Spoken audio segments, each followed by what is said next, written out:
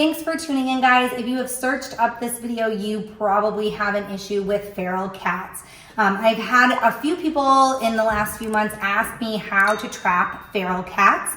What you want to do is use a live trap. We live in the country. A lot of people here have live traps, so if you can borrow one from someone, you can certainly do that. But a lot of animal control officers have live traps and will let you use those. If you're having an issue with feral cats in your area, or you know where there's a colony and you want to trap them, contact your animal control officer or a local rescue organization, and they likely will be able to let you use a live trap. Most of the time, they'll also be able to give you advice and kind of help you through that. They may even come out and do it for you if that's something that you're concerned about. But certainly you want to use a live trap, which are pretty easy.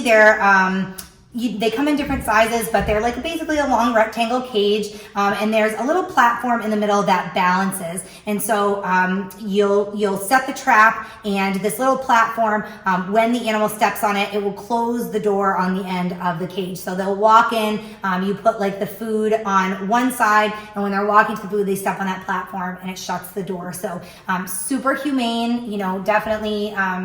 Once the cat is contained in there, they're probably going to get a little bit nervous, but it is the most humane way to trap a cat, and certainly very easy to do so. So the first thing you want to do, definitely find a way to get a live trap, but you also want to make a plan before you trap the cat. You want to have a plan on what you're going to do with it, because you don't want to trap the cat and then be kind of scrambling around for ideas on now what do I do, because you have a cat in a trap. You want to make sure to get them out as soon as possible. So make a plan ahead of time. Call your local animal control officer, like I said, or a shelter or rescue in your area, so that they know what's going on. Again, they may be able to help you, and at the very least, if you think that you can handle the trapping process, once you have the cat trapped, you will know where you're bringing it. You're going to bring it to the shelter, you're going to call the animal control officer to come pick it up, or what have you. Whatever is going to happen, make sure you have that plan, and make sure you give them a heads up so that they know that that's going to be happening in the near future. In some areas, they may recommend that you trap the cat, have it spayed or neutered, and then return it to the feral colony. So it's going to depend on where you live and what's going on in that area. A lot of times, they will recommend that because the cat is feral.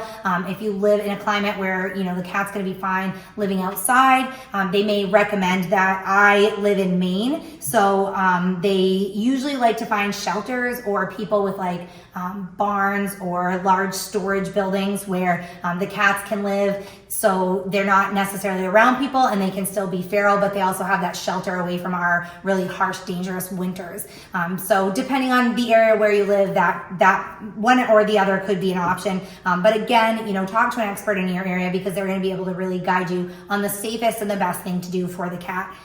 So you're going to want to use a live trap with tempting bait. Canned cat food works really well because it has such a strong odor. It's really tempting to most cats. So you're going to want to put the canned cat food in there. I also recommend making a little food trail. If the cat is especially timid, he may get a little leery going up to the trap, and he might not dare to actually enter. So in that case, what you would want to do is leave the food outside the trap. You're going to want to start away from the trap and kind of gradually move closer. And then once the cat's used to getting regular meals and he knows that he's there and he's eating and he's safe and nothing's happening, you can move it inside the trap, and gradually kind of move him in there so that you can get him into the trap. You can also cover the trap with a blanket or a towel to make it seem like a dark, hidden, safe place. Cats usually like that.